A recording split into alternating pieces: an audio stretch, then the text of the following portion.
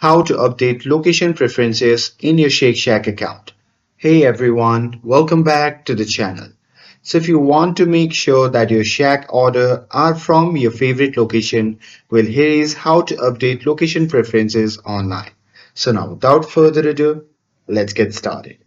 So first thing first, open any web browser and now here once you're inside, you can then just click on the search bar and simply search Shake Shack. And now here on the search result, just click on the first link and after that you'll be prompted to the official website of the Shake Shack. Now here simply sign in with your Shake Shack account and once logged in, just click on your profile icon in the top right corner and then select account settings or location preferences. And there you can choose your preferred Shake Shack location for pickup or delivery orders. And if you'd like, you can add multiple favorite location if you visit different areas frequently and set a default for faster checkout.